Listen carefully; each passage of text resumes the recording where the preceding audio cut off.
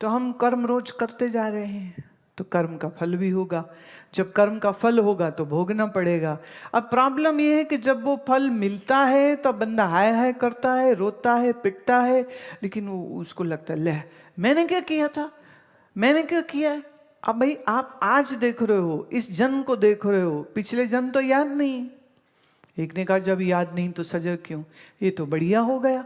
Indian penal code में किसी के ऊपर केस हो और वो कहे जी मुझे तो याद ही नहीं मैंने ये कब किया था, तो जब मुझे याद नहीं है तो आप मेरे को सजा कैसे दे सकते हो। तो क्या ये मजिस्ट्रेट बात मानेगा? कोई लॉयर ये आर्ग्यूमेंट रखे तो क्या ये एक्सेप्टेबल होगी? Absolutely not.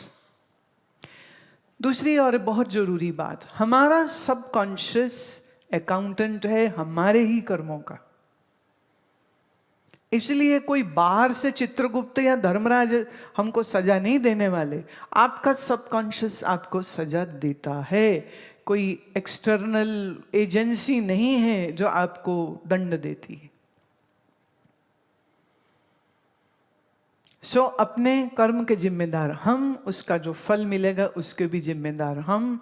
अब ये समझ है नहीं, लोग किए जा रहे हैं पाप कर्म, किए जा रहे हैं अधर्म, किए जा रहे हैं बुरे बुरे काम, और फिर जिंदगी में एक एस्ट्रोलॉजी के जो स्टूडेंट्स हैं वो लोग अभी अगर नई विषय आया तो इसको जरूर कल के सेशन में बताया जाए, और वो ये है कि आपका जो वर्तमान जन्म है, इस वर्तमान का जन्म का अगर लग्न चार्ट बनाया जाए तो उस चार्ट से आपके पूर्व के पाप कर्मों का एक अंदाज लगता है बहुत अच्छे से। या आप बहुत अच्छे कर्म करके आए हैं तो उसका 9th हाउस जो धर्म स्थान है बहुत स्ट्रांग होगा। अगर जैसे एक आदमी है फॉर एग्जाम्पल, वो बहुत सी स्त्रियों से संबंध बनाता है, ब्याह नहीं करता, संबंध बनाता है, जिससे शादी करता है उसकी देखभाल नहीं करता, स्त्री जाति को वो बहुत दुख देता है, ऐसे व्यक्ति का जो 7th हाउस होगा वो हेविली एफ्लिक्टेड होगा। Heavily afflicted in the sense, या तो वो बहुत जोर से प्रेजेंट लाइफ में अब्यूज्ड होगा खुद, या कुछ मेडिकल चैलेंजेस उसके हो जाएंगे जिससे वर्तमान उसके शरीर में दोष होंगे, रोग होंगे, इम्पोटेंसी होगी, इनफर्टिलिटी होगी। अब ऐसा व्यक्ति शादी कर भी लेगा तो उसकी शादी चलेगी नहीं, क्योंकि वो फिजिकल स्ट्रेंथ या फिजिकल उसका जो सिस्टम है वही ठीक नहीं होगा। अब ऐसे में क्या करेगा? अब ऐसा क्यों हुआ? तो पूर्व मीमांसा कहती है जरा इसके पूर्व कर्म का खाता खोला जाए तो मालूम हो जाएगा कि इसने क्या किया। जो वर्तमान में हम करते हैं वही घूम के हम तक वापिस आता है। इसलिए बार बार ये बात समझनी चाहिए, खुद को याद करानी चाहिए। एक कभी किसी जीव को सताओ नहीं, पशु को सताओ नहीं। पशु को सताने वाला खुद पशु की तरह सताया जाएगा।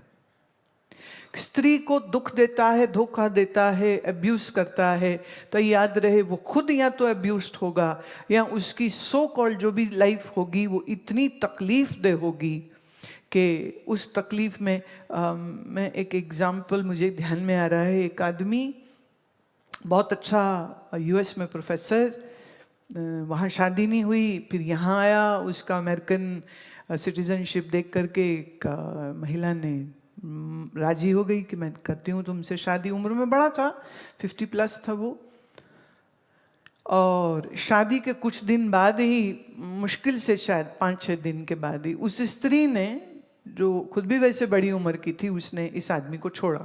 छोड़ने का रीजन बोले he is important, I can not live with him. अब वो अपनी इस कमजोरी को छुपाने के लिए अमेरिका में शादी नहीं कर रहा था, सोचा यहाँ से शादी करके वहाँ ले जाएगा। अब एक दफ़े वहाँ चला गया तो आदमी उसके, वो औरत उसके इशारे और उसके ऊपर निर्भर होगी तो उसकी गुलाम होगी, तो वो जो चाहे सो करे। एक पब्लिक स्टेटस बनाना चाहा उसने कि वो हैप्पीली मैरिड है, बट ऐसा कुछ हुआ नहीं। जो किसी का कर्ज लेकर के मुकर जाता है, उसको वापस नहीं लौटाता है, ज्योतिष शास्त्र ये कहता है कि ऐसे व्यक्ति के घर में संतान होगी और वो अपने ही संतान के द्वारा लुटेगा। संतान उसका सब कुछ छीन लेगी, पैसा भी, धन भी, माल भी, दौलत भी, और लात मार के घर से भी बाहर निकालेगी। ये अब उसका बदला हो रहा है।